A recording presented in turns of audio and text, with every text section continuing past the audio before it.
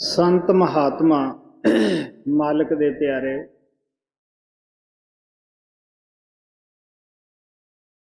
ਇਹ ਸੰਸਾਰ ਦੇ ਉੱਤੇ ਪਰਮਾਤਮਾ ਦੇ ਹੁਕਮ ਨਾਲ ਆਉਂਦੇ ਹੈ।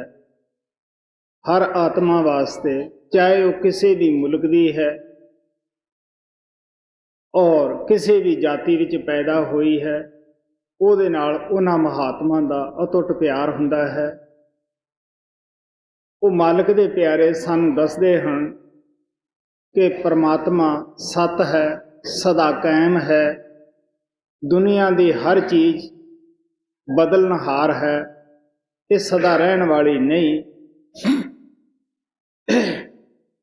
ਉਹ ਮਾਲਕ ਦੇ ਪਿਆਰੇ ਇਹ ਵੀ ਦੱਸਦੇ ਹਨ ਕਿ ਇਹ ਸੰਸਾਰ ਵਿੱਚੋਂ ਜਾਂਦੇ ਵਕਤ ਤੁਹਾਡੇ ਨਾਲ ਕੁਝ ਵੀ ਨਹੀਂ ਜਾਏਗਾ, ਇੱਥੋਂ ਤੱਕ ਸਰੀਰ ਵੀ ਨਹੀਂ ਜਾਏਗਾ। ਉਹ ਇਹ ਵੀ ਦੱਸਦੇ ਹਨ ਕਿ ਤੁਹਾਡੀ ਅੰਤ ਸਮੇਂ ਕਿਸੇ ਨੇ ਮਦਦ ਵੀ ਨਹੀਂ ਕਰਨੀ, ਨਾ ਭਾਈ ਨੇ, ਨਾ ਬੰਧੂ ਨੇ, ਨਾ ਕਿਸੇ ਜਾਤ ਮਜ਼ਹਬ ਨੇ, ਨਾ ਕਿਸੇ ਬਾਦਸ਼ਾਹ ਦੀ, ਕਿਸੇ ਆਰਮੀ ਨੇ ਹੀ ਮਦਦ ਕਰਨੀ ਹੈ। ਇਹ ਉਹਨਾਂ ਦਾ ਜਾਤੀ ਤਜਰਬਾ ਹੈ। ਲੇਕਿਨ ਉਹ ਦੱਸਦੇ ਹੈ ਕਿ ਜਿੱਥੇ ਪੁੱਤਰ ਕਲੱਤਰ ਨਾ ਬੇਲੀ ਕੋਈ, ਤਿੱਥੈ ਹਰ ਆਪ ਛਡਾਏਂਦਾ। ਜਿੱਥੇ ਇਹ ਚੀਜ਼ਾਂ ਤੁਹਾਡੀ ਮਦਦ ਨਹੀਂ ਕਰਦੀਆਂ, ਅਗਰ ਤੁਹਾਡਾ ਸੱਚਾ ਸੁੱਚਾ ਪਿਆਰ ਹੈ, ਤੁਹਾਡਾ ਗੁਰੂ ਜਿਨ੍ਹਾਂ ਨੇ ਨਾਮ ਦਿੱਤਾ ਹੈ ਉਹ ਜ਼ਰੂਰ ਹਾਜ਼ਰ ਹੋਏਗਾ, ਉਹ ਜ਼ਰੂਰ ਤੁਹਾਡੀ ਰਹਿਨਮਾਈ ਕਰੇਗਾ, ਉਹ ਮਾਰਗਦਰਸ਼ਨ ਕਰੇਗਾ। ਹਾਲਾਂਕਿ ਸੰਤਾਂ ਦਾ ਸਾਨੂੰ ਸਿੱਖਿਆ ਦੇਣ ਵਾਸਤੇ ਉਹਨਾਂ ਦਾ ਕੋਈ ਮਫਾਦ ਨਹੀਂ ਹੁੰਦਾ, ਉਹਦੇ ਵਿੱਚ ਕੋਈ ਉਹਨਾਂ ਦਾ ਜਾਤੀ ਫਾਇਦਾ ਰੱਖ ਕੇ ਉਹ ਸਾਨੂੰ ਸਿੱਖਿਆ ਨਹੀਂ ਦਿੰਦੇਗੇ। ਜਿਸ ਤਰ੍ਹਾਂ ਕੁਦਰਤ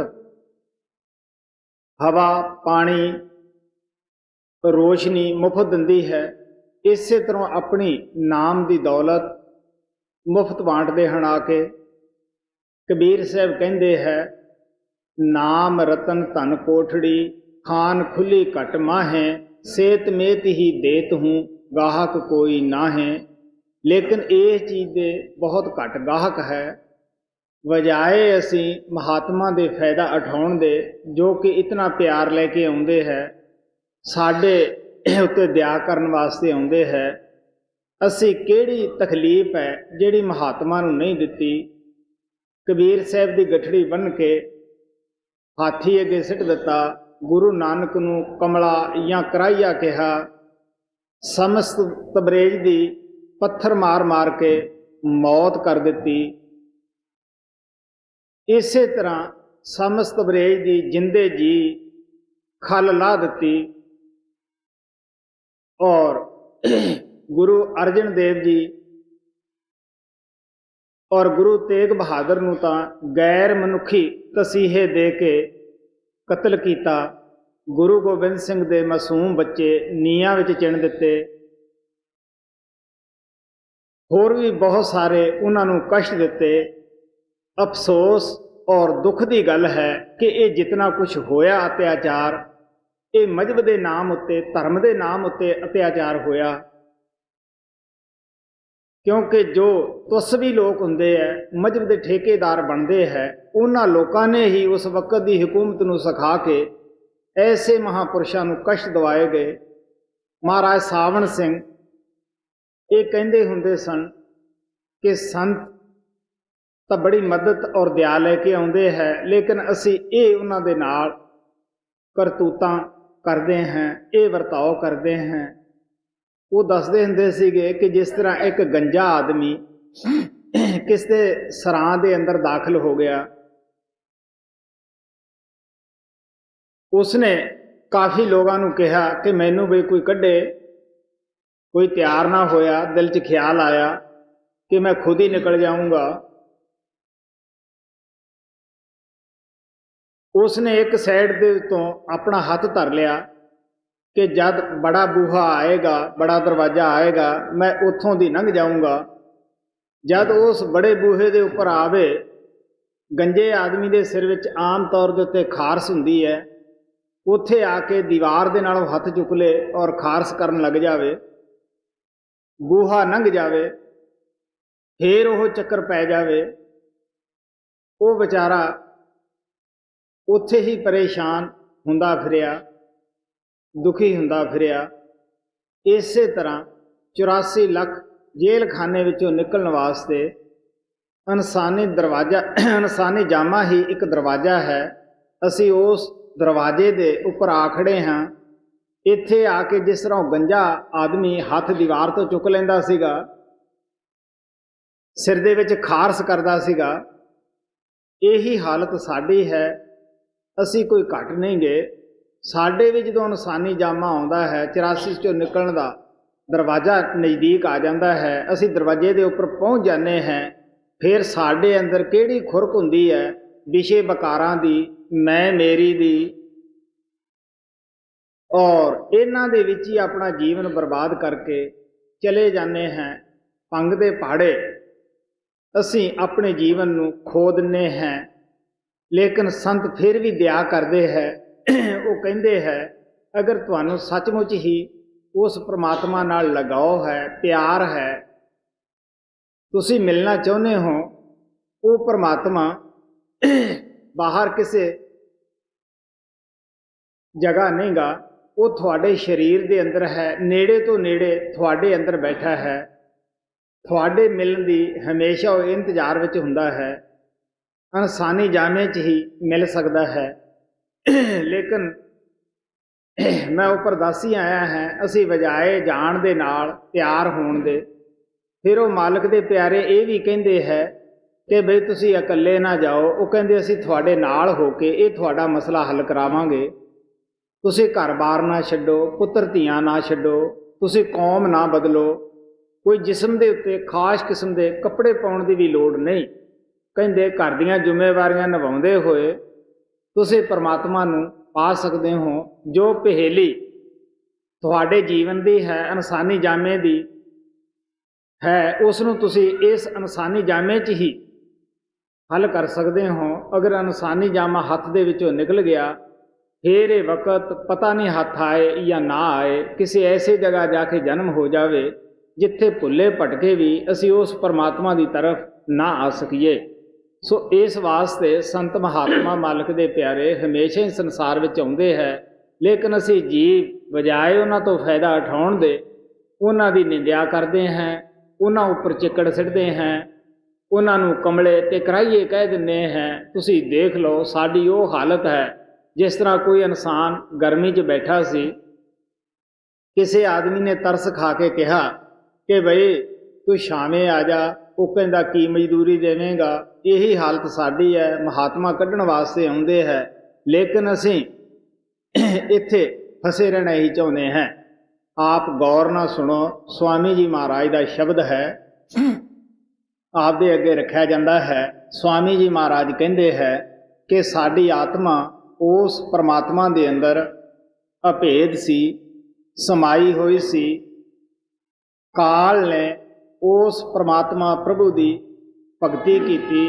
ਮਹਾਰਾਜ ਸਾਵਣ ਸਿੰਘ ਕਹਿੰਦੇ ਹੁੰਦੇ ਸੀਗੇ ਕਿ 70 ਯੁੱਗ ਇੱਕ ਟੰਗ ਦੇ ਭਾਰ ਤੇ ਖੜ ਕੇ ਇੱਕ ਦਫਾ ਭਗਤੀ ਕੀਤੀ, 64 ਯੁੱਗ ਇੱਕ ਦਫਾ ਭਗਤੀ ਕੀਤੀ। ਇਹ ਵੀ ਗੁਰੂ ਨਾਨਕ ਦੇਵ ਜੀ ਮਹਾਰਾਜ ਕਹਿੰਦੇ ਹੈ, ਗੁਪਤੇ ਬੁੱਝੇ ਯੁੱਗ ਚਤਾਰੇ। ਇਹ ਵੀ ਅੰਦਾਜ਼ਾ ਹੀ ਹੈ, ਹੋ ਸਕਦਾ ਹੈ ਇਹ ਤੋਂ ਵੱਧ ਵੀ ਸਮਾਂ ਉਸਨੇ ਲਾਇਆ ਹੋਵੇ। ਸਤਿਪੁਰਸ਼ ਨੂੰ ਆਪ ਦੇ ਉੱਪਰ ਖੁਸ਼ ਕਰ ਲਿਆ। ਖੁਸ਼ੀ ਦੇ ਵਿੱਚ ਆ ਕੇ ਸਤਿਪੁਰਸ਼ ਕਹਿਣ ਲੱਗਿਆ ਕੀ ਮੰਗਦਾ ਹੈ। ਉਹ ਕਹਿਣ ਲੱਗਿਆ ਕੋਈ ਐਸਾ ਦੇਸ਼, ਐਸਾ ਖੰਡ ਦੇ ਜਿੱਥੇ ਕਿ ਮੇਰੀ ਠਕਰਾਈ ਹੋਵੇ, ਮੈਂ ਹੀ ਉੱਥੋਂ ਦਾ ਮਾਲਕ ਹੋਵਾਂ, ਸਰਦਾਰ ਹੋਵਾਂ, ਮੈਂ ਜੋ ਚਾਹਾਂ ਕਰ ਸਕਾਂ, ਮੈਥੋਂ ਕੋਈ ਹਿਸਾਬ ਕਿਤਾਬ ਨਾ ਪੁੱਛਣ ਵਾਲਾ ਹੋਵੇ। ਇਹ ਜਿਹੜੀ ਤੇਰੀ ਰਚਨਾ ਹੈ ਸਤਲੋਕ ਦੀ, ਸਵਾਮੀ ਜੀ ਮਹਾਰਾਜ ਕਹਿੰਦੇ ਇਹ ਰਚਨਾ ਮੋਏ ਲੱਗੇ ਨਾ ਪਿਆਰੀ, ਰਚਨਾ ਔਰ ਰਚੂ ਮੈਂ ਨਿਆਰੀ। ਮੈਨੂੰ ਇਹ ਰਚਨਾ ਅੱਛੀ ਨਹੀਂ ਲੱਗਦੀ, ਮੈਂ ਹੋਰ ਰਚਨਾ ਰਚੂੰਗਾ। ਮਾਲਕ ਨੇ ਰੂਹਾਂ ਬਹੁਤ ਸਾਰੀਆਂ ਦੇ ਦਿੱਤੀਆਂ, ਔਰ ਉਸ ਨੇ ਨਾਲ ਇਹ ਵੀ ਸ਼ਰਤ ਰੱਖ ਦਿੱਤੀ, ਜਦ ਜੀਵ ਦੁਖੀ ਹੋ ਕੇ ਰੋਏ ਕਿ ਤੁਸੀਂ ਤਾਂ ਕਹਿੰਦੇ ਹੋ ਇਹ ਮੈਂ ਸੇਵਾ ਦੇ ਵਸ ਇਹਨਾਂ ਨੂੰ ਸੌਂਪ ਚੁੱਕਿਆ ਹਾਂ, ਤੁਸੀਂ ਜਾਓ, ਇਹ ਤੁਹਾਨੂੰ ਹਰ ਕਿਸਮ ਦੇ ਸਹੂਲਤਾਂ ਦੇਵੇਗਾ, ਬਾਗ ਬਗੀਚੇ ਲਗਾਏਗਾ, ਉਹ ਕਹਿਣ ਲੱਗੇ ਜੇ ਅਗਰ ਇਹ ਸਾਨੂੰ ਕਸ਼ਟ ਦੇਵੇ, ਸਾਨੂੰ ਛਡਾਉਣ ਵਾਲਾ ਵੀ ਕੋਈ ਹੋਏਗਾ।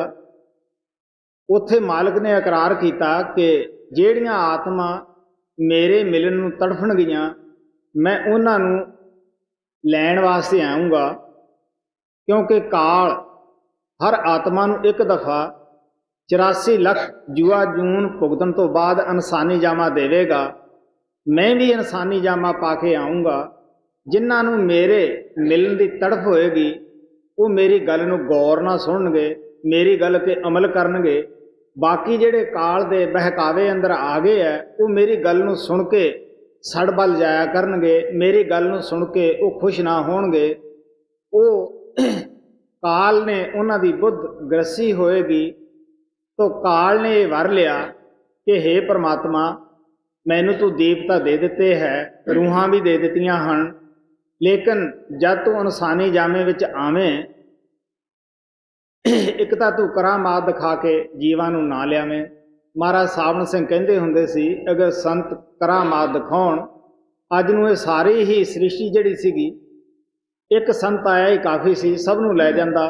ਤੇ ਇੱਕ ਸੰਤ ਵਾਸਤੇ ਉਹ ਕਹਿੰਦੇ ਹੁੰਦੇ ਸੀਗੇ, ਕਿਸੇ ਦੀ ਲੱਤ ਠੀਕ ਕਰ ਦੇਣੀ, ਇੱਕ ਲੱਤ ਵਾਲੇ ਨੂੰ 2 ਲੱਤਾਂ 'ਤੇ ਖੜਾ ਕਰ ਦੇਣਾ ਕੋਈ ਮੁਸ਼ਕਿਲ ਨਹੀਂ, ਕੋੜੀ ਨੂੰ ਰਾਜੀ ਕਰ ਦੇਣਾ ਕੋਈ ਮੁਸ਼ਕਿਲ ਨਹੀਂ।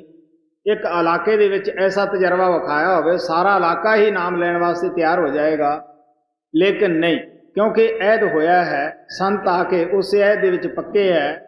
ਇੱਕ ਇਹ ਕਿ ਕਿਸੇ ਵੀ ਆਤਮਾ ਨੂੰ ਇਹ ਨਾ ਪਤਾ ਲੱਗੇ ਕਿ ਮੈਂ ਪਿਛਲੇ ਜਨਮ ਦੇ ਅੰਦਰ ਕੀ ਸੀ।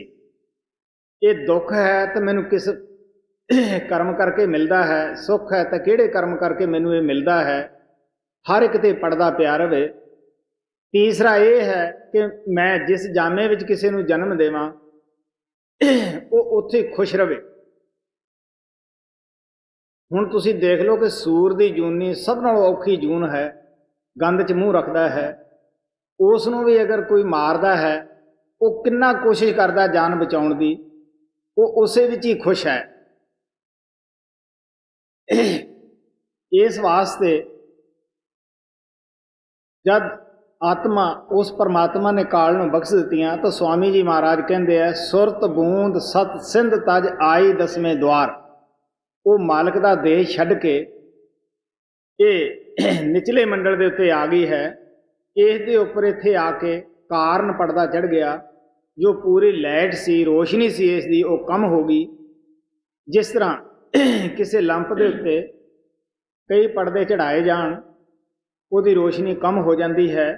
ਅਗਰ ਉਸ ਦੇ ਆਪਾਂ ਪਰਦੇ ਲਾਉਣੇ ਸ਼ੁਰੂ ਕਰ ਦਈਏ ਤਾਂ ਆਖਰ ਵਿੱਚੋਂ ਹੀ ਰੋਸ਼ਨੀ ਨਿਕਲ ਆਉਂਦੀ ਹੈ। ਉਹ ਜਿਹੜੇ ਮਕਾਨ ਵਿੱਚ ਗੈਸ ਜਾਂ ਲੰਪ ਹੁੰਦਾ ਹੈ, ਉਹ ਰੋਸ਼ਨੀ ਦੇ ਨਾਲ ਭਰ ਜਾਂਦਾ ਹੈ। ਇਸੇ ਤਰ੍ਹਾਂ ਜਦੋਂ ਕਾਰਨ ਪੜਦਾ ਇਸ ਆਤਮਾ 'ਤੇ ਚੜ੍ਹ ਜਾਂਦਾ ਹੈ, ਰੋਸ਼ਨੀ ਜਿਹੜੀ ਹੈ ਉਹ ਮੱਧਮ ਪੈ ਜਾਂਦੀ ਹੈ।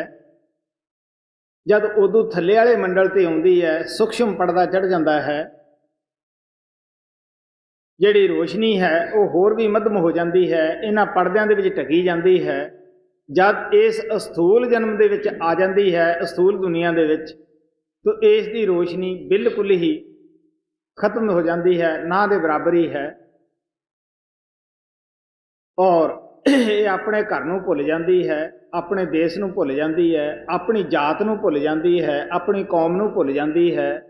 ਹੁਣ ਜੋ ਮਨ ਨੇ ਕੌਮਾਂ ਜਾਤਾਂ ਬਣਾਈਆਂ ਹਨ, ਉਹਨਾਂ ਦੀ ਲਿਹਾਜ਼ ਹੈ, ਉਹਨਾਂ ਦੇ ਪਿੱਛੇ ਅਸੀਂ ਲੜਦੇ ਹਾਂ, ਝਗੜਦੇ ਹਾਂ। ਕੋਈ ਕਹਿੰਦਾ ਜੀ ਮੇਰੀ ਜਾਤ ਉੱਚੀ ਹੈ, ਮੇਰੀ ਕੌਮ ਉੱਚੀ ਹੈ, ਉਹਨਾਂ ਦੀ ਠੀਕ ਨਹੀਂ ਗੀ। ਲੇਕਿਨ ਸੰਤ ਕਹਿੰਦੇ ਹੈ ਕਿ ਭਰਾਵਾ ਜੇ ਸਾਰਿਆਂ ਨੂੰ ਠੀਕ ਕਹਿ ਦਿਓ ਤਾਂ ਕੀ ਹਰਜ ਹੈ, ਸਭ ਦੇ ਅੰਦਰ ਮਾਲਕ ਬੈਠਾ ਹੈ। ਤੋ ਜਿਸ ਤਰੀਕੇ ਨਾਲ ਇਹਨਾਂ ਦੇ ਉੱਤੇ ਖੋਲ ਚੜ੍ਹੇ ਆਤਮਾ ਦੇ ਉੱਤੇ, ਇਸੇ ਤਰ੍ਹਾਂ ਸੰਤ ਕਹਿੰਦੇ ਹੈ ਕਿ ਜਦ ਅਸੀਂ ਇਸ ਅਸਥੂਲ ਦੁਨੀਆ ਦੇ ਵਿੱਚ ਬੈਠੇ ਹਾਂ ਤੋ ਅਸਥੂਲ ਪੜਦਾ ਹੈ। ਜਦ ਸੰਤਾਂ ਮਹਾਤਮਾ ਦੀ ਦੱਸੀ ਹੋਈ ਜੁਗਤੀ ਦੇ ਮੁਤਾਬਕ ਅਸੀਂ ਫੈਲੇ ਖਿਆਲ ਨੂੰ ਇਕੱਠਾ ਕਰਦੇ ਹਾਂ, ਤੋ ਸਾਡਾ ਖਿਆਲ ਪੈਰਾਂ ਦੇ ਤਲਿਆਂ 'ਚੋਂ ਨਿਕਲ ਕੇ ਪਹਿਲਾਂ ਚੀਟੀਆਂ ਜਿਹੀਆਂ ਲੜਦੀਆਂ ਹੈ, ਉੱਪਰ ਨੂੰ ਆਉਂਦਾ ਹੈ। ਜਦ ਅਸੀਂ ਤੀਸਰੇ ਤਿਲ ਦੇ ਉੱਤੇ ਪਹੁੰਚਦੇ ਹਾਂ, ਕੁਛ ਹੌਸਲਾ ਹੋ ਜਾਂਦਾ ਹੈ। ਆਤਮਾ ਜਦ ਅੱਗੇ ਵੱਧਦੀ ਹੈ, ਜੋਤੀ ਦੇ ਲਿਸ਼ਕਾਰੇ ਵੱਜਣੇ ਸ਼ੁਰੂ ਹੋ ਜਾਂਦੇ ਹੈ। ਹੋਰ ਹੌਸਲਾ ਹੋ ਜਾਂਦਾ ਹੈ ਔਰ ਤਸੱਲੀ ਹੋਣੀ ਸ਼ੁਰੂ ਹੋ ਜਾਂਦੀ ਹੈ। ਜੋ ਅੰਦਰਲਾ ਮਾਰਗ ਹੈ ਉਹ ਉੱਥੇ ਜਾ ਕੇ ਸ਼ੱਕ ਨਹੀਂ ਰਹਿੰਦਾਗਾ। ਅੰਦਰਲਾ ਮਾਰਗ, ਅੰਦਰਲਾ ਰਸਤਾ ਕਿਤਾਬ ਦੀ ਤਰ੍ਹਾਂ ਖੁੱਲ੍ਹ ਜਾਂਦਾ ਹੈ। ਸ਼ੱਕ ਸ਼ਕੂਕ ਉਨਾ ਚਿਰ ਹੀ ਹੈ ਜਿੰਨਾ ਚਿਰ ਅਸੀਂ ਭਜਨ ਅਭਿਆਸ ਕਰਕੇ ਅੰਦਰ ਨਹੀਂ ਜਾਂਦੇਗੇ। ਜਦੋਂ ਅਸੀਂ ਅੰਦਰ ਜਾਂਦੇ ਰਹਿੰਦੇ ਹਾਂ ਉੱਥੇ ਸ਼ੱਕ ਨੂੰ ਗੁੰਜਾਇਸ਼ ਨਹੀਂ। ਇਸੇ ਤਰ੍ਹਾਂ ਹੀ ਉਹ ਦੁਨੀਆ ਦਿਸਦੀ ਹੈ ਜਿਵੇਂ ਆਪਾਂ ਹੁਣ ਬੈਠੇ ਇੱਕ ਦੂਜੇ ਨੂੰ ਦੇਖ ਰਹੇ ਹਾਂ। ਇਸ ਵਾਸਤੇ ਸੰਤ ਸਾਨੂੰ ਬੜੇ ਪਿਆਰ ਨਾਲ ਦੱਸਦੇ ਹੈ ਕਿ ਤੁਸੀਂ ਅਸਥੂਲ ਪਰਦਾ ਜਦੋਂ ਲਾਹ ਲੈਂਦੇ ਹੋ, ਸੂਖਸ਼ਮ ਦੇ ਵਿੱਚ ਪਹਿਨ ਜਾਂਦੇ ਹੋ, ਸੂਖਸ਼ਮ ਨੂੰ ਲਾਹ ਕੇ ਕਾਰਨ ਵਿੱਚ ਪਹੁੰਚ ਜਾਂਦੇ ਹੋ। ਔਰ ਆਤਮਾ ਨਾ ਹਿੰਦੂ ਹੈ, ਨਾ ਮੁਸਲਮਾਨ ਹੈ, ਨਾ ਈਸਾਈ ਹੈ, ਨਾ ਸਿੱਖ ਹੈ, ਨਾ ਇਹ ਔਰਤ ਹੈ, ਨਾ ਇਹ ਮਰਦ ਹੈ। ਆਤਮਾ ਆਤਮਾ ਹੀ ਹੈ। ਆਤਮਾ ਉਸੇ ਗੁਣ ਤੱਤਵ ਦੀ ਬਣੀ ਹੈ ਜਿਸ ਦਾ ਪਰਮਾਤਮਾ ਬਣਿਆ ਹੈ।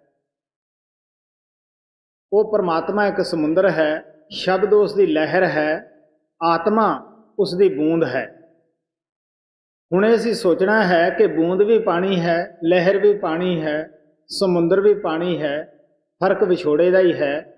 ਜਦ ਉਹਨਾਂ ਦਾ ਮਿਲਾਪ ਹੋ ਜਾਂਦਾ ਹੈ ਉਹ ਸਾਰਾ ਹੀ ਸਮੁੰਦਰ ਕਹਾਉਂਦਾ ਹੈ, ਪਾਣੀ ਕਹਾਉਂਦਾ ਹੈ। ਇਹ ਆਤਮਾ ਉਤਨਾ ਚਿਰ ਹੀ ਕਹਾਉਂਦੀ ਹੈ ਜਿੰਨਾ ਚਿਰ ਇਹ ਪਰਮਾਤਮਾ ਤੋਂ ਵਿਛੜੀ ਹੋਈ ਹੈ। ਜਦ ਇਹ ਪਰਮਾਤਮਾ ਦੇ ਵਿੱਚ ਜਾ ਕੇ ਮਿਲ ਜਾਂਦੀ ਹੈ ਇਹ ਵੀ ਪਰਮਾਤਮਾ ਕਹਾਉਂਦੀ ਹੈ। ਸੋ ਇਸ ਵਾਸਤੇ ਆਪ ਸਵਾਮੀ ਜੀ ਮਹਾਰਾਜ ਦੱਸਦੇ ਹੈ ਸਾਡੀ ਆਤਮਾ ਉਸ ਪਰਮਾਤਮਾ ਤੋਂ ਵਿਛੜ ਕੇ ਇਸ ਦੁਨੀਆ ਦੇ ਵਿੱਚ ਆ ਗਈ ਹੈ ਜੀ। ਭੇਦ ਕਾਲ व दयाल मत का शब्द दूसरा सार वचन पन्ना 188। सूरत बूंद सत सिंध तज आई दसवें द्वार वहाँ से उतरी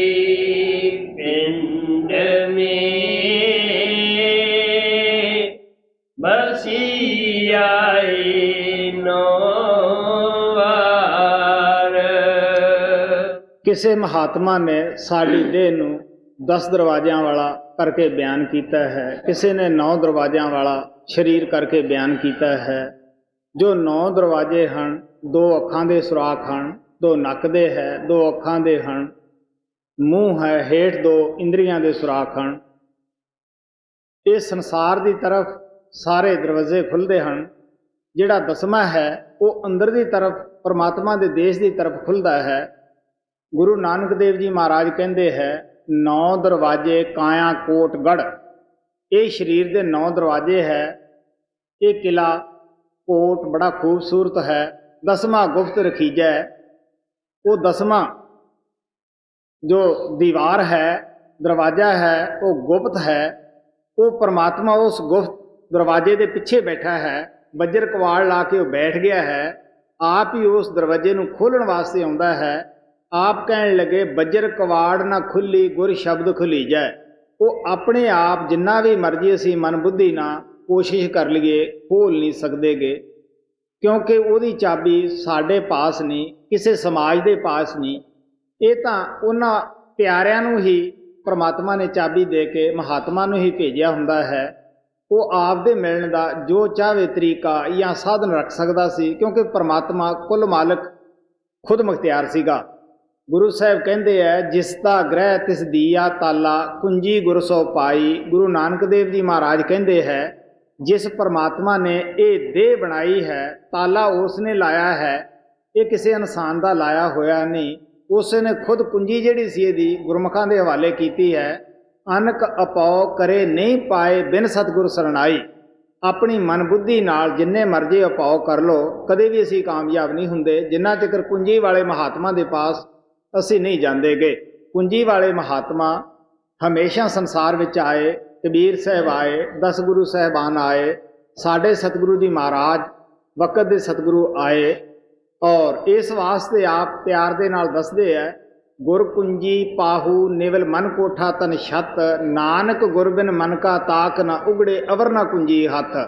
ਕਹਿਣ ਲੱਗੇ ਭਰਾਵਾ ਹੋਰ ਕਿਸੇ ਕੋਲੇ ਚਾਬੀ ਨਹੀਂ ਗੀ। ਸੋ ਇਸ ਵਾਸਤੇ ਆਪ ਪਿਆਰ ਦੇ ਨਾਲ ਦੱਸਦੇ ਹੈ ਕਿ ਇਸ ਨੇ ਇੱਥੇ ਆ ਕੇ मन का साथ ले लिया और मन अगे खुद अशांत है, विषय विकारां दे जंगल विच पागल होया फिरदा है, मन दियां ख्वाहिशां दा कोई मेच बन्ना नहीं गा। इस वास्ते वो सानू इंद्रियां दे भोगां विच फसा दिंदा है। हुण जिहड़ी इंद्री चाहुंदी है उही मन नूं खिच तुरदी है। काम दी इंद्री आई, पागलपन का दौर पै गया, पशु जैसी बुद्ध बना दिंदी है, कोले खड़ा आदमी नहीं दिसदा गा। इस तरह लोभ की इंद्री जिहड़ी है अखां की इंद्री सोहणे रूप ते लै जांदी है। लोभ की इंद्री जदों जागदी है वो धन दौलत इकट्ठा करन दे उत्ते तुल जांदी है। बड़ियां बड़ियां ठगियां, बड़े बड़े असूल असी कुरबान कर दिंने हैं।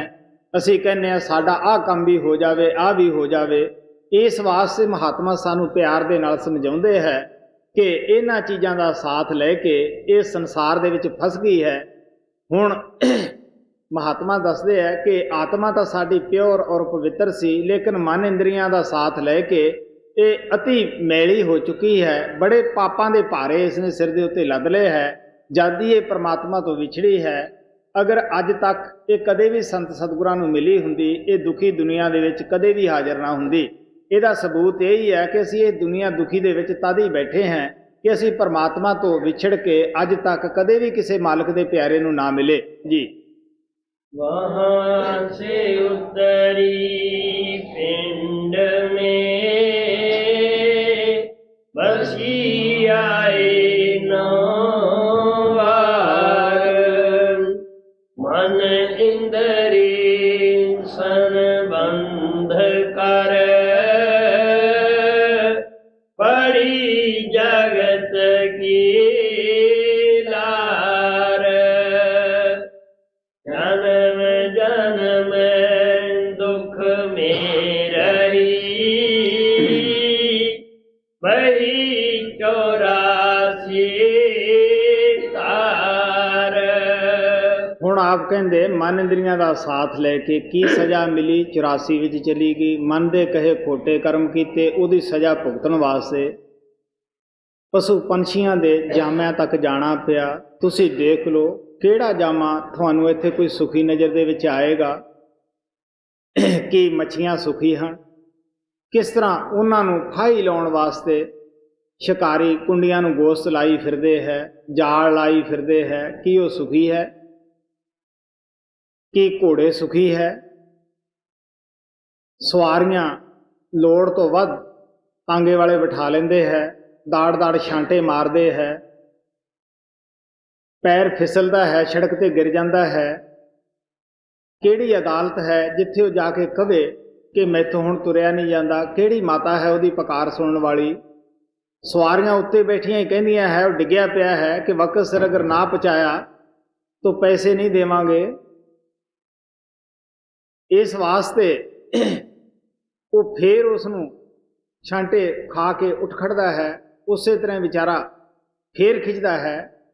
तुसी देख लो कि घोड़ा सौखा है, बैल दे जामे की तुसी हालत देख लो। कबीर साहब कहते हैं 4 पाँव मुख गुंग, 4 पाँव मुख गूंगा तब कैसे गुन गई है। कहने लगे जब 4 पाँव होए मुँह तो गूंगा होया, आपदा दुख बयान नहीं कर सकेगा कि मैनू किस बीमारी ने तंग किया है, तब कैसे गुन गई है। कि परमात्मा दे फिर गुण गा लेगा, कि नाम प्राप्त कर लेगा। उठत बैठत ठेंगा पर है तब कत मूंड लकई है। उठदे दे टंबे, बहंदे दे, चलदे दे तब कत मूंड लकई है। कित्थे लुकेगा बई? पाटे नाकन टूटे कांधन कोदो को पुसखई है। सारा दिन डोलत बन मही है अजू ना पेट अगई है। जन भगतन का कहा ना मान्यो किया अपना पईया। कहन लगे मालिक दे प्यारियां दा कहना ना मन्निया, हुण भाई आपदा कीता पा।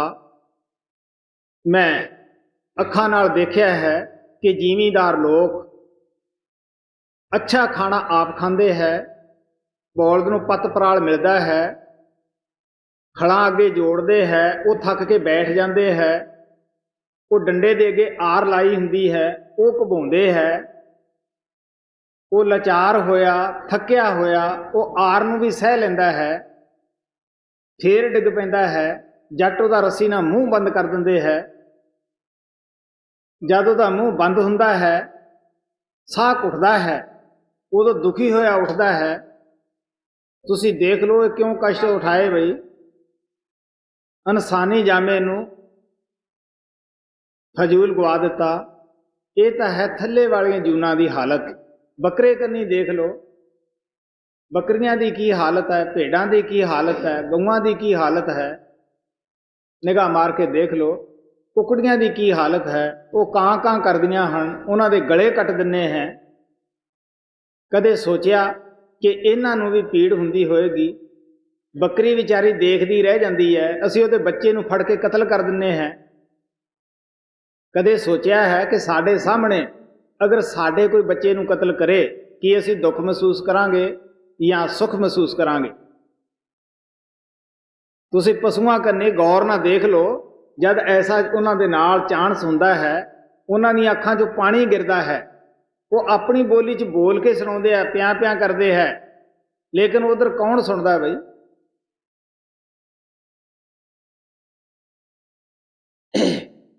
ਇਸ ਵਾਸਤੇ ਆਪ ਕਹਿਣ ਲੱਗੇ ਕਿ ਉਦੋਂ ਕੋਈ ਨਹੀਂ ਸੁਣਦਾਗਾ।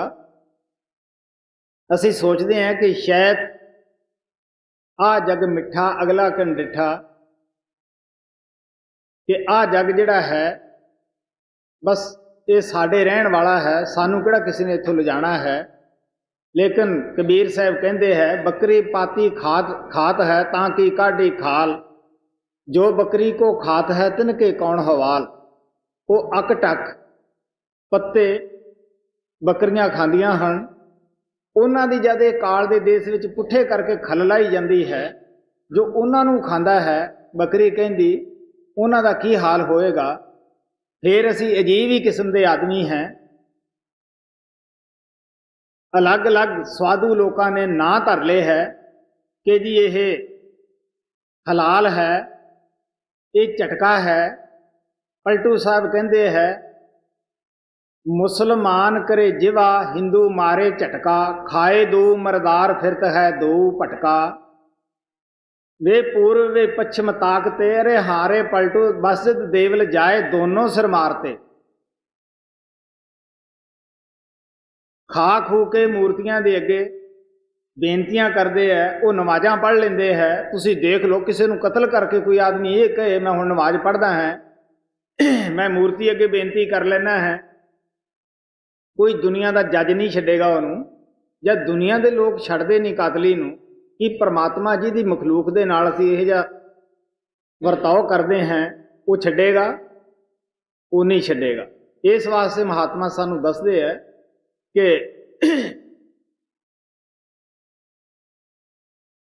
किसी कौम वास्ते किसी महात्मा की बाणी पढ़ के देख लो, किसी भी महात्मा ने नहीं कहा कि तुसी मीट खाओ, शराब पीओ, भैड़े खोटे कर्म करो, दुनिया दे विच जाके अत्याचार करो। ईसा मसीह ने कहा कि अपने हमसाए नाल प्यार करो। जिन्ना एक धरती के उत्ते इंसान नूं रहण दा हक है, उन्ना ही एक पशु पंछी नूं भी रहण दा हक है। तुसीं देख लो अज उन्हां दी कौम इस पासे ख्याल करदी है। किसी हिंदू वेद शास्त्र के अंदर नहीं आउंदा, गीता के अंदर किते नहीं आउंदागा कि तुसीं कतलो गारत करो। गुरु ग्रंथ साहिब के अंदर तो इत्थों तक गुरु नानक साहब कहते हैं, जे रत लगे कपड़े जामा होए पलीत, जो रत पीवे मानसा तन क्यों निर्मल चीत। उन्होंने शराब नूं रत करके बयान किया है। कबीर साहब कहते हैं कि मास मास सब एक है, मुर्गी हिरनी गाय, आँख देख नर खात है ते बाधे जमपुर जाए। मास इक्के तरह उत्पन्न हुंदा है। जिन्हें मांस खा लिया वो मत सोचे कि मैं मुर्गी का खाधा है या हिरन का खाधा है, उन्हें इंसान भी खा लिया, क्योंकि एक ही तरीके नाल मांस पैदा हुंदा है। माता और पिता के संयोग के नाल, माता की रकत है, पिता का बीरज है, इसे तरीके नाल ही हर एक पशु पंछी का मांस उत्पन्न हुंदा है, इसे नाल ही इंसान का हुंदा है। तो संत महात्मा कहते हैं तुसीं दिल चों ही ख्याल कढ दिओ कि साडे वास्ते गऊ जायज़ है जां उन्हां वास्ते बकरियां जायज़ है। किसी वास्ते भरावो कोई चीज़ जायज़ नहीं गी। ਉਹ ਕਹਿਣ ਲੱਗੇ ਤੁਸੀਂ ਦੇਖੋ ਜਿਨ੍ਹਾਂ ਨੇ ਮਨੁੱਖੀ ਜਾਮਿਆਂ ਦੇ ਵਿੱਚ, ਇਨਸਾਨੀ ਜਾਮਿਆਂ ਦੇ ਅੰਦਰ ਅਤਿਆਚਾਰ ਕੀਤੇ, ਉਹ ਅੱਜ ਦੁੱਖ ਭੋਗਣ ਵਾਸਤੇ ਵਿਚਾਰੇ ਭੇਡਾਂ ਬੱਕਰੀਆਂ ਬਣ ਕੇ ਆਪਣਾ ਸਿਰ ਕਟਾ ਰਹੇ। ਹੋ ਸਕਦਾ ਸਾਥੋਂ ਤੁਹਾਥੋਂ ਇਹ ਚੰਗੇ ਇਨਸਾਨ ਹੋਣ। ਇਹ ਤਾਂ ਹੈ ਪਸ਼ੂ ਪੰਛੀਆਂ ਦੀ ਹਾਲਤ। ਹੁਣ ਤੁਸੀਂ ਇਨਸਾਨ ਦੀ ਤਰਫ ਲੈ ਲਓ। ਕੀ ਤੁਹਾਨੂੰ ਇਨਸਾਨ ਸੌਖੇ ਨਜ਼ਰ ਵਿੱਚ ਆਉਂਦੇ ਹੈ? ਸੱਜਣੋ, ਐਵੇਂ ਇੱਕ ਦੂਜੇ ਦਾ ਓਲਾ ਹੀ ਹੈ। ਤੁਸੀਂ ਮੇਰੇ ਕੋਲ ਬੈਠ ਕੇ ਦੇਖ ਲਿਆ ਕਰੋ, ਸੁਣ ਲਿਆ ਕਰੋ, ਕਿੰਨੇ ਕੁ ਲੋਕ ਸੌਖੇ ਹੈ। ਮੇਰੇ ਕੋਲ ਪੱਤਰ ਆਉਂਦੇ ਆ, ਸੈਂਕੜੇ ਆਉਂਦੇ ਆ ਮਹੀਨੇ ਦੇ ਵਿੱਚ। ਉਹਨਾਂ ਦੇ ਵਿੱਚ ਕਹਾਣੀਆਂ ਪ੍ਰੇਮੀਆਂ ਦੀਆਂ ਸੁਣ ਲਿਆ ਕਰੋ ਵੀ ਕਿੰਨੇ ਕੁ ਸੌਖੇ ਹੈ। ਕਿਸੇ ਦਾ ਪੁੱਤ ਗੁਜ਼ਰ ਜਾਂਦਾ ਹੈ, ਉਹ ਦੁਖੀ ਹੈ। ਕਿਸੇ ਦੇ ਪੁੱਤ ਹੁੰਦਾ ਨਹੀਂ, ਉਹ ਦੁਖੀ ਹੈ। ਕੋਈ ਬੀਵੀ ਇੱਥੋਂ ਤੰਗ ਹੈ ਔਰ ਕੋਈ ਮਰਦ ਬੀਵੀ ਨੂੰ ਤੰਗ ਕਰੀ ਬੈਠਾ ਹੈ। ਕਿਸੇ ਨੂੰ ਕਰਜ਼ਾ ਲੈਣ ਦਾ ਦੁੱਖ ਹੈ, ਕਿਸੇ ਨੂੰ ਦੇਣ ਦਾ ਦੁੱਖ ਹੈ। ਮਾੜਾ ਜਿਹਾ ਕਿਸੇ ਨੂੰ ਪਾਸੇ ਕਰਕੇ ਪੁੱਛੋ, ਉਹ ਫੋੜੇ ਦੀ ਤਰ੍ਹਾਂ ਅੰਬਿਆ ਬੈਠਾ ਹੈ, ਸਾਰਾ ਚਿੱਠਾ ਫਰੋਲ ਕੇ ਅੱਗੇ ਰੱਖ ਦੇਗਾ। ਇਹ ਪਤਾ ਲੱਗੇਗਾ ਕਿ ਸ਼ਾਇਦ ਐਡਾ ਕੋਈ ਦੁਖੀ ਨਾ ਹੀ ਹੋਵੇ। ਮੈਂ ਦੱਸਦਾ ਹੁੰਦਾ ਕਿ ਜਦ ਮੈਂ ਪਹਿਲੇ ਟੂਰ ਦੇ ਉੱਤੇ ਅਮਰੀਕਾ ਗਿਆ, ਜਦ ਮੈਂ ਹਿੰਦੁਸਤਾਨ ਦੇ ਵਿੱਚੋਂ ਗਿਆ, ਮੇਰੀ ਕਾਫੀ ਸਿਹਤ ਅੱਛੀ ਸੀ। ਇਹ ਸੰਨ 77 ਦੀ ਗੱਲ ਹੈ। ਜਦ ਮਹੀਨਾ ਕੁ ਮੈਨੂੰ ਉੱਥੇ ਟਾਈਮ ਦਿੰਦੇ ਨੂੰ ਹੋਇਆ, ਮੇਰੀ ਸਿਹਤ ਤੇ ਸੁਭਾਵਿਕ ਹੀ ਸੀ ਕਿ ਕਹਾਣੀਆਂ ਸੁਣ ਕੇ ਫਰਕ ਪੈਣਾ ਹੀ ਸੀਗਾ, ਕਿਉਂਕਿ ਅਸੀਂ ਬਚਪਨੇ ਦੇ ਵਿੱਚ ਸੁਣਦੇ ਹੁੰਦੇ ਸੀਗੇ ਕਿ ਅਮਰੀਕਾ ਸਵਰਗ ਹੈ। ਹੁਣ ਵੀ ਇੱਥੋਂ ਲੋਕ ਅਮਰੀਕਾ ਵਾਸਤੇ ਅੱਡੀ ਚੋਟੀ ਦਾ ਜ਼ੋਰ ਲਾਉਂਦੇ ਆ ਵੀ ਕਿਵੇਂ ਪਹੁੰਚ ਜਾਈਏ ਉੱਥੇ। ਤਾਂ ਮੇਰੇ ਦਿਲ 'ਚ ਸੀ ਵੀ ਸ਼ਾਇਦ ਇੱਥੋਂ ਦੇ ਲੋਕ ਬੜੇ ਸੌਖੇ ਹੋਣਗੇ। ਸੁਬਾਹ ਤੋਂ ਮੈਨੂੰ ਮਿਲਣ ਲੱਗਦੇ, ਇੰਟਰਵਿਊ ਹੁੰਦਾ, ਸ਼ਾਮ ਹੋ ਜਾਂਦਾ।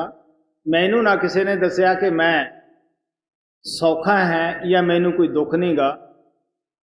ਪਤਾ ਲੱਗਿਆ ਕਿ ਇੱਥੇ ਤਾਂ ਹਿੰਦੁਸਤਾਨੋਂ ਵੀ ਲੋਕ ਦੁਖੀ ਹੈ, ਕਿਉਂਕਿ ਮੌਤ ਉੱਥੇ ਵੀ ਹੈ, ਪੈਦਾਇਸ਼ ਉੱਥੇ ਵੀ ਹੈ, ਬੇਰੁਜ਼ਗਾਰੀ ਉੱਥੇ ਵੀ ਹੈ।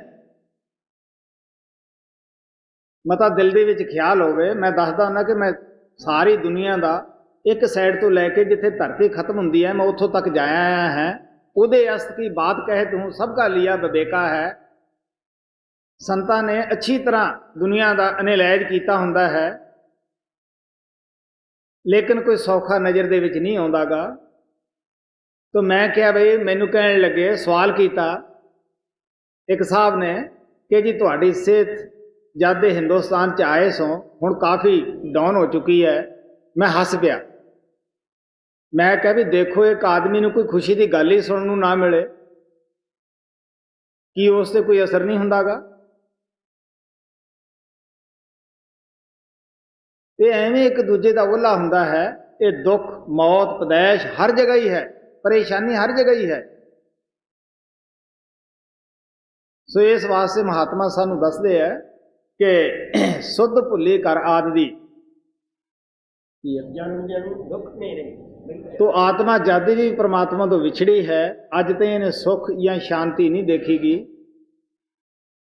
ਜਿੱਥੇ ਵੀ ਜਨਮ ਲੈਂਦੀ ਹੈ ਦੁਖੀ ਦੁਖੀ ਹੈ। ਇਨਸਾਨ ਨੂੰ ਸਾਰੀਆਂ ਜੂਨਾਂ ਦਾ ਸਰਦਾਰ ਕਰਕੇ ਬਿਆਨ ਕੀਤਾ ਹੈ।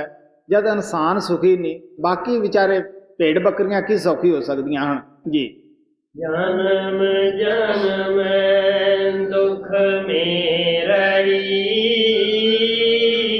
ਬਹੀ 84 ਤਾਰ, ਖੁਦ ਭੂਲੀ ਕਰ ਆਦ ਕੀ, ਸਤ ਪੁਰਸ਼ ਦਰਬਾਰ। ਕੋਈ ਨਹੀਂ ਕਹਿ ਸਕਦਾ ਕਿ ਆਤਮਾ ਇਸ ਮਾਤਲੋਕ ਮੰਡਲ ਦੇ ਵਿੱਚ ਕਦ ਉਤਰੀਆਂ, ਲੇਕਿਨ ਜਦ ਹੀ ਇਸ ਮਾਤਲੋਕ ਮੰਡਲ ਦੇ ਵਿੱਚ ਉਤਰੀ ਹੈ, ਇਹ ਉਸ ਘਰ ਦੀ ਸੁੱਧ ਹੀ ਭੁੱਲ ਗਈ ਹੈ, ਯਾਦ ਹੀ ਭੁੱਲ ਚੁੱਕੀ ਹੈ। ਸੰਤ ਮਹਾਤਮਾ ਇਹਨੂੰ ਯਾਦ ਦਿਲਾਉਂਦੇ ਆ ਕੇ ਉਹ ਕੀ ਕਹਿੰਦੇ ਹੈ, ਜਿਨ ਤੁਮ ਭੇਜੇ ਤਿਨੇ ਬੁਲਾਏ, ਸੁਖ ਸਹਿਜ ਸੇਤੀ ਘਰ ਆਓ। ਗੁਰੂ ਅਰਜਨ ਦੇਵ ਜੀ ਮਹਾਰਾਜ ਕਹਿੰਦੇ ਹੈ, ਜਿਸ ਪਰਮਾਤਮਾ ਨੇ ਤੁਹਾਨੂੰ ਸੰਸਾਰ ਵਿੱਚ ਭੇਜਿਆ, ਆਓ ਸਾਡੀ ਮਾਰਫਤ ਉਹ ਤੁਹਾਨੂੰ ਬੁਲਾ ਰਿਹਾ ਹੈ, ਅਸੀਂ ਤੁਹਾਡੇ ਘਰ ਲੈ ਜਾਈਏ ਜੀ। ਖੁਦ ਭੂਲੀ कर आद की भक्त पुरुष दरबार नर दे जब जब मिली किया न सतगुर प्यार। की कमी रही, की कसूर रहा, की गफलत होई, जद भी परमात्मा ने मेहर की, इनसानी जामा दिता, उदों गुरु ना प्यार ना किया, मुहब्बत ना की, नाम ना प्राप्त किया, अगर करिया उन्होंने जपिया ना, इस वास्ते दुखी दुनिया दे विच हाजिर होना पिया। हालांकि संत हजारों ही माता पिता जैसा प्यार लैके इस संसार दे विच आउंदे हन। महाराज कृपाल कहंदा हुंदा सीगा कि अगर सानू ये पता लग जाए कि संतां दा साडे नाल कितना प्यार है, कितनी हमदर्दी है, तो असी खुशी दे विच नच उठीए। लेकिन असी उस पासे आउंदे नहीं, जे करदे भी हैं तो दिखावे दा प्यार करते हैं, वध तो वध दिखावे दा प्यार करते हैं। लेकिन बहुत थोड़े आदमी निकलणगे ਜਿਹੜੇ सच्चे दिलों प्यार करते हैं। गुरु तो गुरु नूं मंगण वाले बहुत घट होणगे। प्यार किया गुरु अंगद ने, जद शरण विच आए मुड़ के घर ना गए। एक दफा तुरे जाते सीगे तो गुरु नानक तो किते बांह अगे लंघी, साल भर उन्होंने बांह नूं इस तरह बन्नी रखिया, सजा दी कि तू गुरु की बराबरी करदी है, अगे निकलदी है। ਇਹਦਾ ना प्यार है, ਇਹਦਾ ना शरधा है। सो इस वास्ते आप कहने लगे कि साढ़े च की नुक्स रहा बई, ये गफलत रही। जब भी परमात्मा ने मेहर की, दया की, इंसानी जामा दिता, उस वेले असी सोचा सानू किसी गुरु पीर की की लोड़ है। तुसी सोच के देख लो कि वक़्त दीयां 3-4 चीज़ां कम दिंदियां हन। वक़्त दा सैशन जज ही साडा फैसला कर सकता है। जिस सैशन जज नूं 100 साल हो गया अदालत छड्डी नूं, कि वो साडी आके मिसल का फैसला करेगा?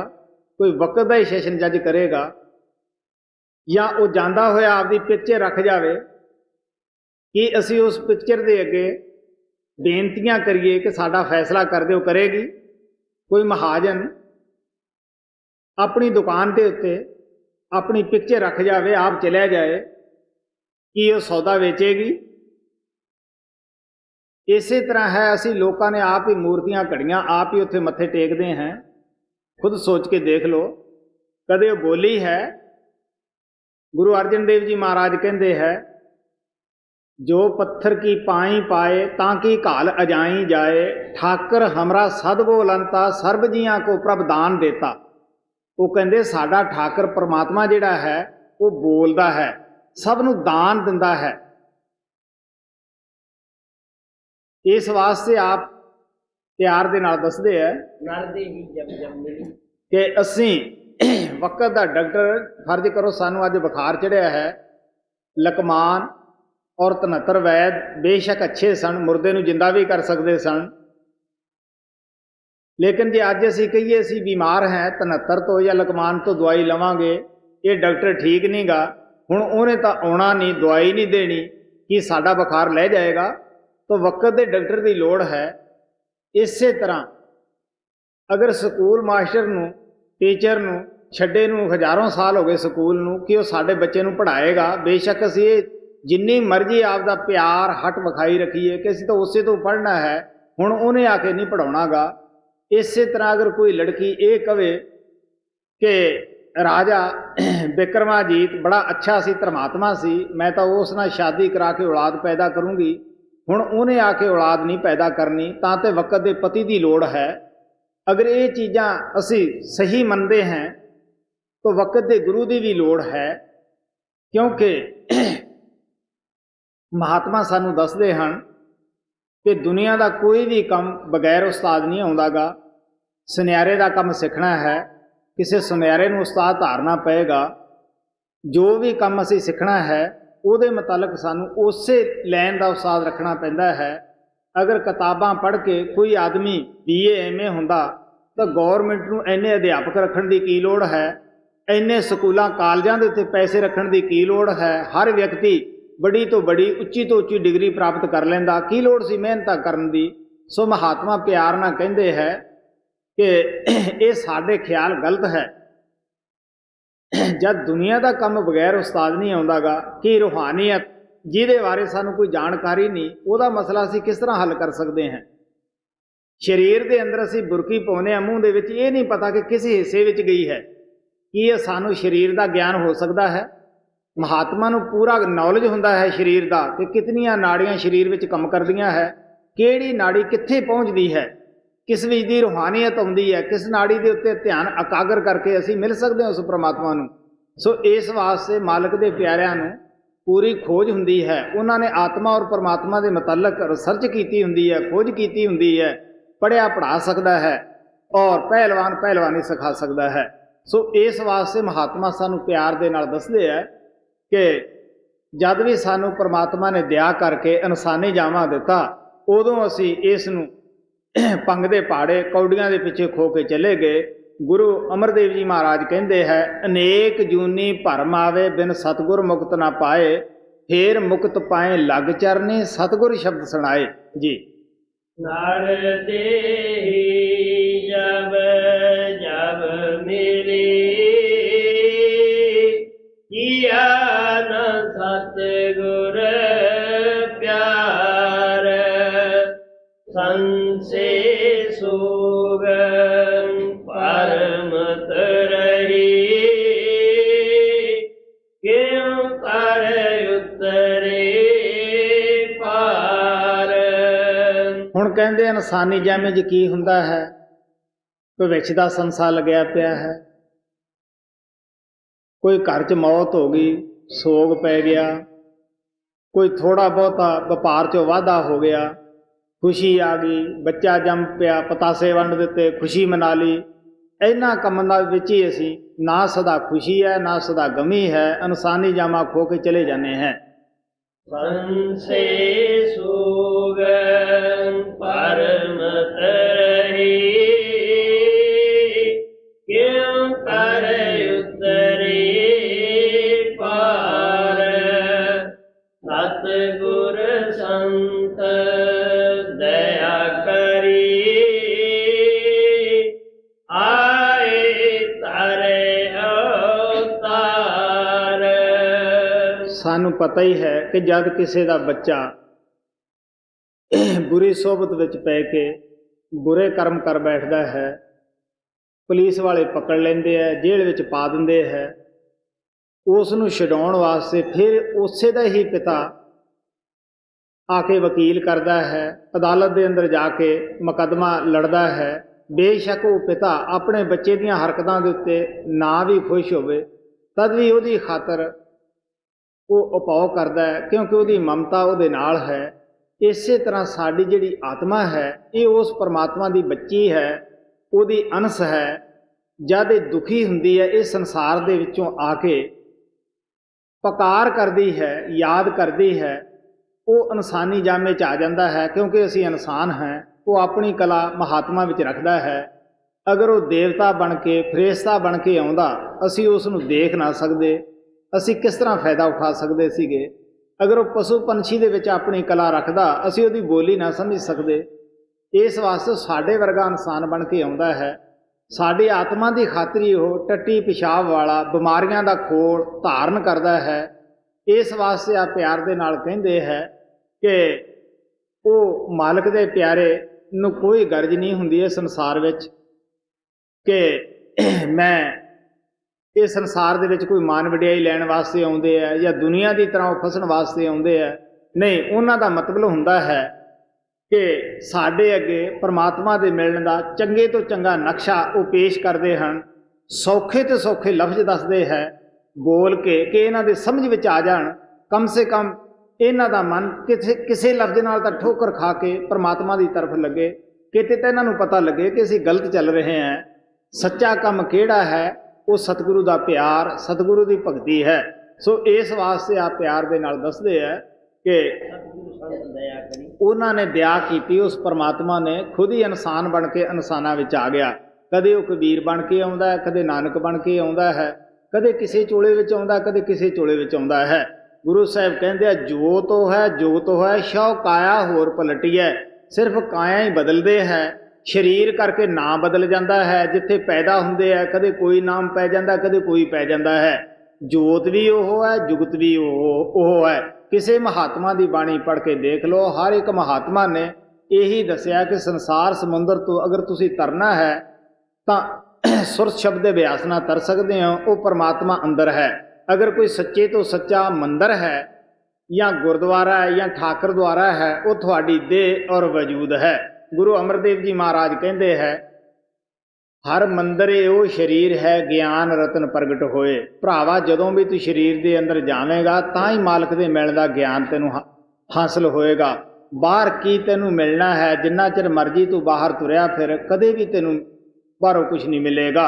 ਉਹ ਮਹਾਤਮਾ ਸਾਨੂੰ ਦੱਸਦੇ ਹੈ ਕਿ ਜਿਸ ਤਰ੍ਹਾਂ ਬਰਫ਼, ਪਾਣੀ, ਭਾਪ ਦੇਖਣ ਵਿੱਚ ਇੱਕ ਹੁੰਦੀ ਹੈ,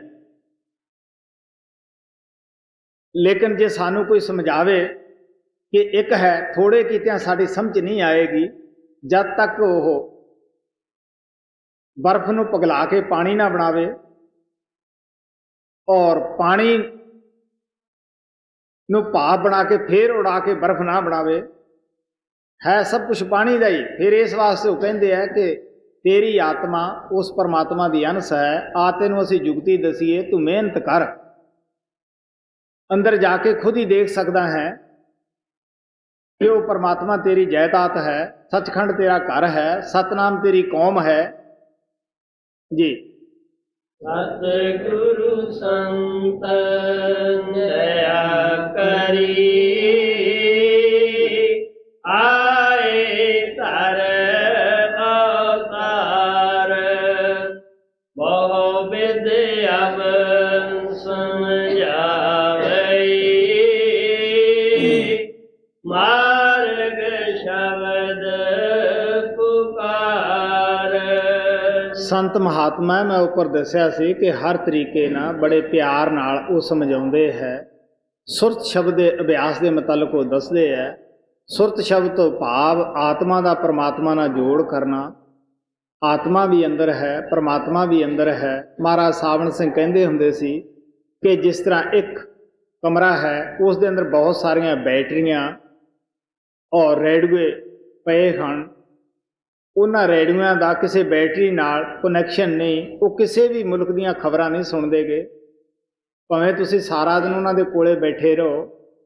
ਅਗਰ ਕੋਈ ਜਾਣਕਾਰ ਆਦਮੀ ਆਉਂਦਾ ਹੈ, ਉਹਨਾਂ ਬੈਟਰੀਆਂ ਦਾ ਉਸ ਰੇਡੀਓ ਦੇ ਨਾਲ ਕੰਟੈਕਟ ਕਰ ਦਿੰਦਾ ਹੈ। ਜਿਸ ਵੀ ਮੁਲਕ ਦੀਆਂ ਚਾਹੇ ਅਸੀਂ ਖਬਰਾਂ ਸੁਣ ਸਕਦੇ ਹਾਂ।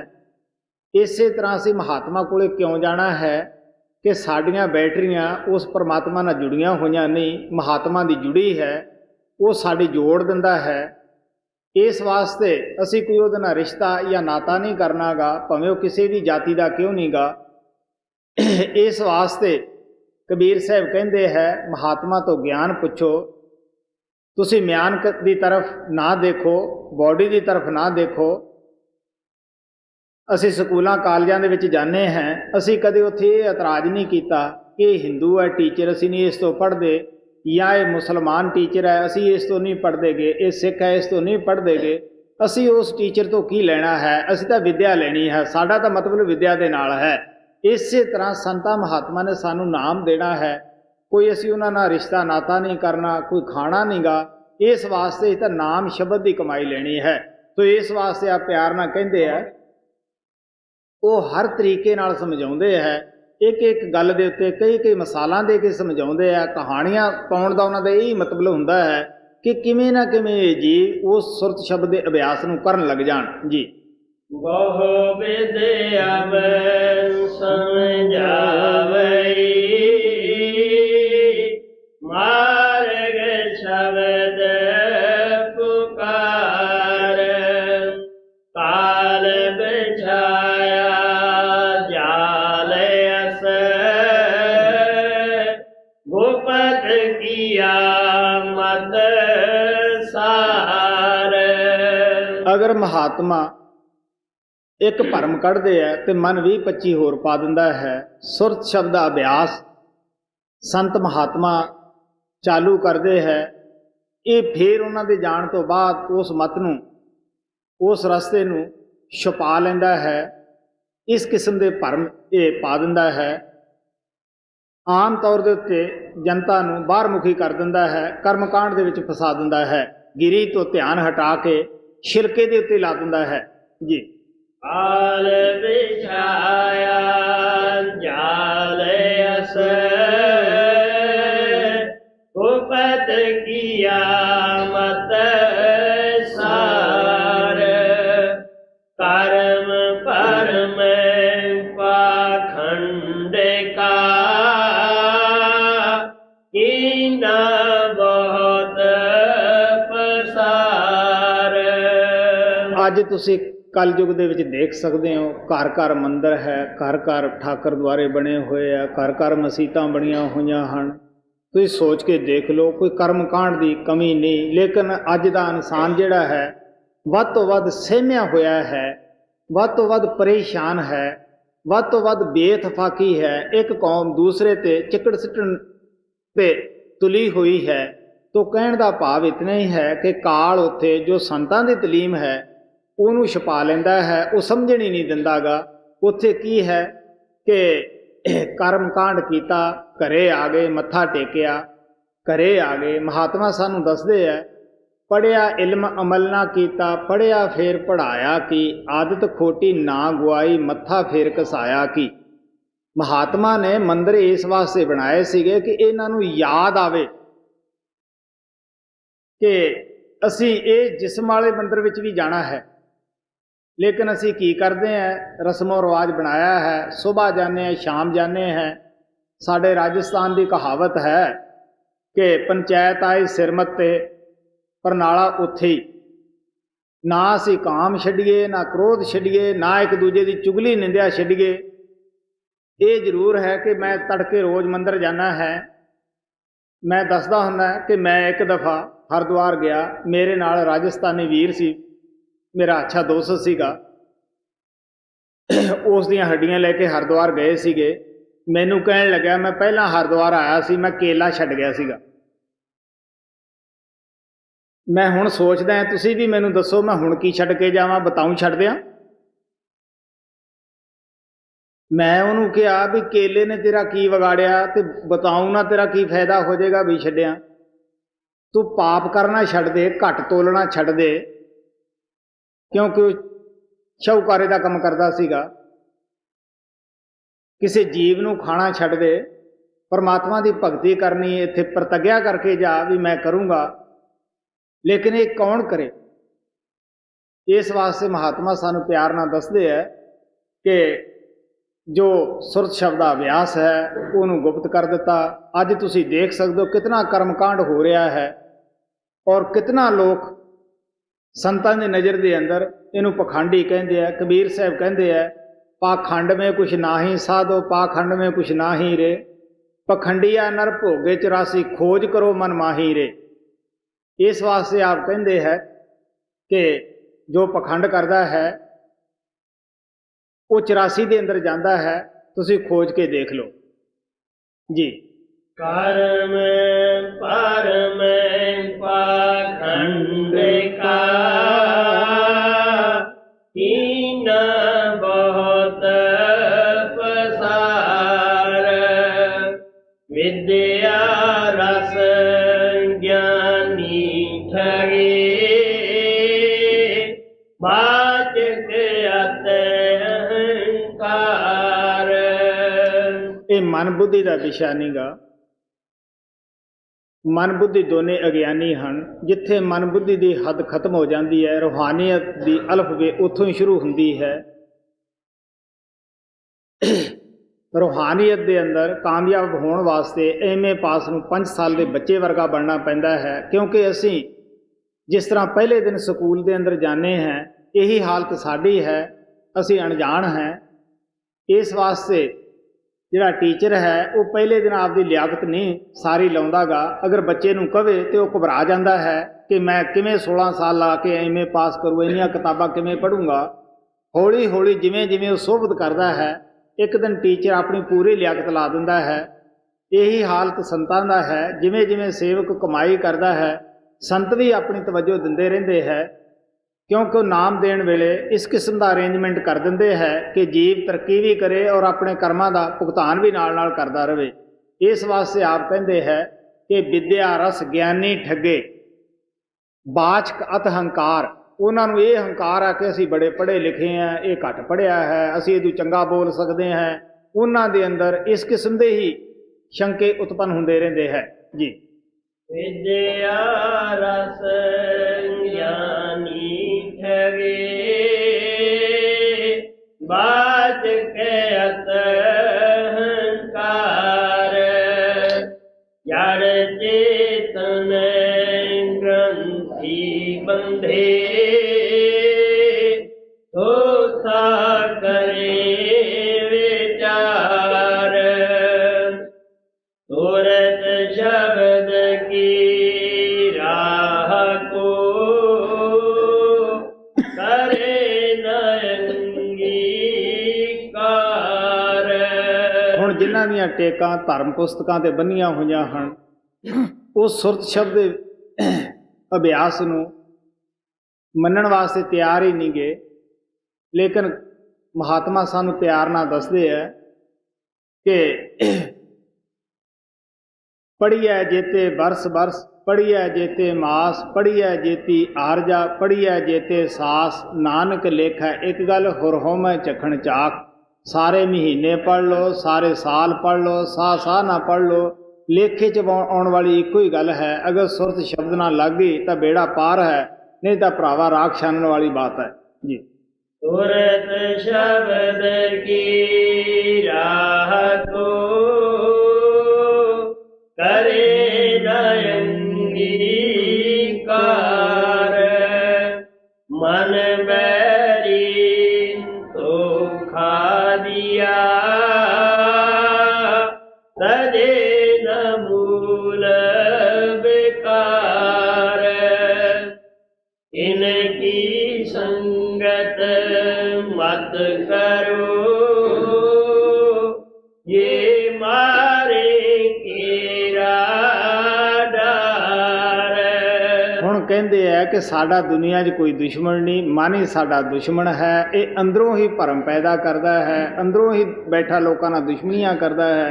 कहण लगे कि ऐसे दी गल मननी चाहिए है, कि इन्हां दी संगत करनी चाहिए है। कहण लगे नहीं, अगर इन्हां दी संगत सोबत करोगे इन्हां ने थानू काल दी नगरी विच लै जाना है। दुश्मन दी गल मनण वाला कदे भी कामयाब नहीं हो सकदा गा। इनकी संगत मत करो ये मारे केरा डार। खोजी कोई कोई होएगा बादी सब संसार। रोजगारी देखी सभी मानी मान आधार। खोजी करोड़ां चो एक अद्धा होएगा जो रास्ता सतगुरु ने दसिया उस ते चलण वाला। वो किंतु नहीं करदा गा, जो गुरु कहंदा है वो कर लैंदा है। बाकी असी की है भेख धारदे हैं भी लोग ज्यादा मनण। महात्मा दसदे है लोक डरावण कारने तू भेख बनाया, निर उद्यम टुकड़ा खामना बाबा नाम धराया। लोगों नूं डराउण वास्ते भेख बना लेने हैं, पेट वास्ते भेख बना लेने हैं। इस वास्ते आप कहंदे है रोजगार वास्ते लोग फिरदे है, वो किस तरह पार हो सकते हैं। गुरु नानक साहब कहंदे है जोगी होए जग पवे घर घर पीख्या ले, दरगा लेखा मंगीए ते किस किस उत्तर दे जी। रोजगारी देखी सभी मानी मान आधार। राधा स्वामी गाया इनसे रहो होशियार। शरण दृढ़ कर गहो काल बड़ा बरियार। ਹੁਣ ਕਹਿੰਦੇ ਹੈ ਕਿ ਕਾਲ ਨੂੰ ਤੁਸੀਂ ਹਊਆ ਨਾ ਸਮਝੋ, ਬੜਾ ਬਰਿਆਰ ਹੈ, ਪਕੜ ਲਏਗਾ, ਜਾੜਾਂ ਹੇਠ ਚਬਾ ਲਏਗਾ। ਕਹਿਣ ਲੱਗੇ ਹੁਸ਼ਿਆਰ ਰਹੋ, ਗੁਰੂ ਦਾ ਨਾਮ ਮਿਲ ਗਿਆ ਹੈ। ਸਵਾਮੀ ਜੀ ਮਹਾਰਾਜ ਕਹਿੰਦੇ ਹੈ ਸਤਿਗੁਰ ਸ਼ਰਨ ਗਹੋ ਮੇਰੇ ਪਿਆਰੇ, ਕਰਮ ਜੁਗਾਤ ਚੁਕਾਏ। ਅਗਰ ਕਰਮਾਂ ਦਾ ਹਿਸਾਬ ਆਸਾਨੀ ਨਾਲ ਬੇਬਾਕ ਕਰਨਾ ਹੈ ਤਾਂ ਗੁਰੂ ਦੀ ਸ਼ਰਨ ਦੇ ਵਿੱਚ ਰਹੋ। ਗੁਰੂ ਨਾਨਕ ਸਾਹਿਬ ਕਹਿੰਦੇ ਹੈ ਜੇ ਜੀਆ ਡੰਡ ਕੋ ਲੈ ਨਾ ਜੁਗਾਤ, ਸਤਿਗੁਰ ਕਰ ਦੇਨੀ ਧੁਰਕੀ ਛਾਪ ਜੀ। ਸੰਤ ਸ਼ਰਨ ਦ੍ਰਿੜ ਕਰ ਗਓ ਕਾਲ ਬੜਾ ਬਰਿਆਰ। ਸੁਰਤ ਨ ਪਾਵੀ ਸ਼ਬਦ ਰਸ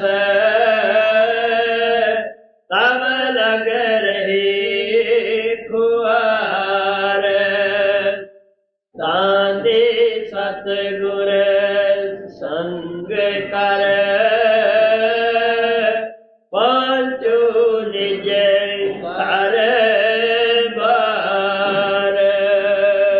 ਇਸ ਵਾਸਤੇ ਆਪ ਕਹਿੰਦੇ ਆ ਜਿੰਨਾ ਚਿਰ ਸਾਡੀ ਆਤਮਾ ਸ਼ਬਦ ਦਾ ਰਸ ਪ੍ਰਾਪਤ ਨਹੀਂ ਕਰਦੀਗੀ ਉਹਨਾਂ ਚਿਰ ਇਹਨੂੰ ਚੈਨ ਨਹੀਂ, ਸੁੱਖ ਨਹੀਂ, ਸ਼ਾਂਤੀ ਨਹੀਂ, ਖੁਆਰ ਫਿਰਦੀ ਹੁੰਦੀ ਹੈ। ਕਦੇ ਕਿਤੇ ਜਨਮ ਹੈ, ਕਦੇ ਕਿਤੇ ਜਨਮ ਹੈ। ਇਸ ਵਾਸਤੇ ਆਪ ਕਹਿੰਦੇ ਆ ਨਾਮ ਦੀ ਕਮਾਈ ਕਰਨ ਵਾਸਤੇ ਜ਼ਰੂਰੀ ਹੈ ਕਿ ਸਤਸੰਗ ਕਰਨਾ ਹੈ। ਸਤਸੰਗ ਪਾਰਸ ਦੀ ਵੱਟੀ ਕਰਕੇ ਮਹਾਤਮਾ ਨੇ ਬਿਆਨ ਕੀਤਾ ਹੈ। ਇੱਕ ਦਫਾ ਸੁਖਦੇਵ ਮੁਨੀ ਔਰ ਨਾਰਦ ਦੇ ਅੰਦਰ ਬਹਿਸ ਹੋਈ। ਇਹ ਪ੍ਰਾਣਾਂ ਦੇ ਅੰਦਰ ਕਥਾ ਆਉਂਦੀ ਹੈ।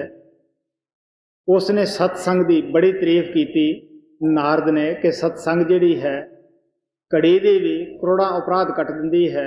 ਲੇਕਿਨ ਸੁਖਦੇਵ ਮੁਨੀ ਬੜਾ ਤਪ ਕਰਦਾ ਸੀਗਾ। ਉਹ ਕਹਿਣ ਲੱਗਾ ਤਪ ਦੇ ਮੁਕਾਬਲੇ 'ਚ ਕੁਛ ਵੀ ਨਹੀਂ ਹੋ ਸਕਦਾਗਾ। ਉਹ ਵਿਸ਼ਨੂੰ ਭਗਵਾਨ ਦੇ ਪਾਸ ਗਏ ਆਪਣਾ ਨਿਆਂ ਕਰਾਉਣ ਵਾਸਤੇ। ਉਹ ਕਹਿਣ ਲੱਗਿਆ ਕਿ ਮੈਨੂੰ ਤਾਂ ਹਾਲ ਟਾਈਮ ਨਹੀਂਗਾ, ਤੁਸੀਂ ਸ਼ੇਸ਼ਨਾਗ ਕੋਲੇ ਚਲੇ ਜਾਓ। ਉਹਦੇ ਕੋਲੇ ਗਏ ਕਿ ਜੀ ਸਾਡਾ ਨਿਆਂ ਕਰੋ। ਇਹ ਕਹਿੰਦਾ ਕਿ ਸਤਸੰਗ ਦੀ ਇੱਕ ਘੜੀ ਤੇ ਹਜ਼ਾਰਾਂ ਬਰਸ ਦਾ ਜਿਹੜਾ ਤਪ ਹੈ ਉਹ ਕਿਸੇ ਵੀ ਲੇਖੇ ਨਹੀਂ, ਮੈਂ ਮੰਨਦਾ ਨਹੀਂਗਾ। ਉਹ ਕਹਿਣ ਲੱਗਿਆ ਮੈਂ ਨਿਆਂ ਤਾਂ ਤੁਹਾਡਾ ਕਰ ਦਿੰਦਾ ਹੈ, ਪਰ ਮੇਰੇ ਸਿਰ ਦੇ ਉੱਤੇ ਬਹੁਤ ਸਾਰਾ ਬੋਝਾ ਹੈ ਧਰਤੀ ਦਾ, ਸੰਸਾਰ ਦਾ। ਅਗਰ ਤੁਹਾਡੇ ਵਿੱਚੋਂ ਕੋਈ ਉਠਾ ਲਵੇ ਤਾਂ ਮੈਂ ਕਰ ਦਿੰਦਾ ਨਿਆਂ। ਸੁਖਦੇਵ ਮੁਨੀ ਨੇ ਜਿਤਨਾ ਵੀ ਤਪ ਸੀਗਾ ਉਹ ਸਾਰਾ ਹੀ ਅਰਪਣ ਕਰ ਦਿੱਤਾ। ਥੋੜੇ ਤੋਂ ਲੈ ਕੇ ਸ਼ੁਰੂ ਕੀਤਾ ਔਰ ਸਾਰਾ ਹੀ ਕਰ ਦਿੱਤਾ। ਲੇਕਿਨ ਸ਼ੇਸ਼ਨਾਗ ਦੇ ਸਿਰ ਤੋਂ ਉਹ ਧਰਤੀ ਨਾ ਤਾਹਾਂ ਉੱਠੀ। ਜਦ ਨਾਰਦ ਨੇ ਇਹ ਕਿਹਾ ਕਿ ਮੈਂ ਆਪਣੀ ਸਤਸੰਗ ਦਾ ਇੱਕ ਘੜੀ ਦਾ ਫਲ ਦਿੰਦਾ ਹੈ, ਧਰਤੀ ਉਸ ਤੋਂ ਉੱਚੀ ਹੋ ਕੇ ਖੜ ਗਈ। ਸੁਖਦੇਵ ਮੁਨੀ ਉਹਦੀ ਗੱਲ ਨੂੰ ਸਮਝ ਨਾ ਸਕਿਆ। ਕਹਿਣ ਲੱਗਿਆ ਤੂੰ ਚੁੱਪ ਕਰਕੇ ਬੈਠ ਗਿਆ ਹੈ, ਸਾਡਾ ਨਿਆਂ ਕਰ। ਉਹ ਕਹਿੰਦਾ ਨਿਆਂ ਤਾਂ ਤੁਹਾਡਾ ਹੋ ਗਿਆ, ਤੇਰੀ ਸਮਝ ਨਹੀਂ ਆਇਆ। ਤੇਰੇ ਸਾਰੇ ਤਪ ਜਪ ਨੇ ਧਰਤੀ ਤਾਂ ਨਾ ਚੁੱਕੀ, ਇਹਦੀ ਇੱਕ ਘੜੀ ਦੀ ਸੰਗਤ ਨੇ ਦੇਖ ਲੈ ਕਿ ਮੇਰੇ ਸਿਰ ਤੋਂ ਬੋਝਾ ਹੀ ਲਾ ਦਿੱਤਾ ਹੈ। ਗੁਰੂ ਨਾਨਕ ਦੇਵ ਜੀ ਮਹਾਰਾਜ ਕਹਿੰਦੇ ਆ ਮੇਰੇ ਮਾਧੋ ਜੀ ਸਤ ਸੰਗਤ ਮਿਲੇ ਸੋ ਤਰਿਆ। ਜੋ ਸਤਸੰਗ ਦੇ ਵਿੱਚ ਆਉਂਦਾ ਹੈ ਉਹ ਤਰ ਜਾਂਦਾ ਹੈ। ਬਰਮਾਨੰਦ ਕਹਿੰਦੇ ਹੈ ਸਤ ਸੰਗਤ ਜਗ ਸਾਰ ਸਾਧੋ, ਸਤ ਸੰਗਤ ਜਗ ਸਾਰ ਰੇ। ਕਾਸੀ ਨਾਏ ਮਥਰਾ ਨਾਏ, ਨਾਏ ਹਰਿਦੁਆਰ ਰੇ। ਚਾਰ ਧਾਮ तीर्थ फिर आए, मन का नहीं सुधार रे। मंदिर जाए करे नित पूजा, राखे बड़ा उचार रे। साधु जन की कदर न जाने, मिले न सृजनहार रे। संगत जग सार साधो, सत्संग जग सार रे। सारे महात्मा ने सत्संग की महिमा गाई है। पलटू साहब तो इत्थों तक कहते हैं भाज रे भाज फकीर के बाल के, कनक और कामनी बाग लागा। ये काल दा बड़ा बाग लाया है विषय बकारां दा। इतना तो बचना है तो भाग रे भाग फकीर के बाल के, कनक और कामनी बाग लागा। मार तो ले गए क्या चिचलाएगा, बड़ा बेवकूफ तू ना है भागा।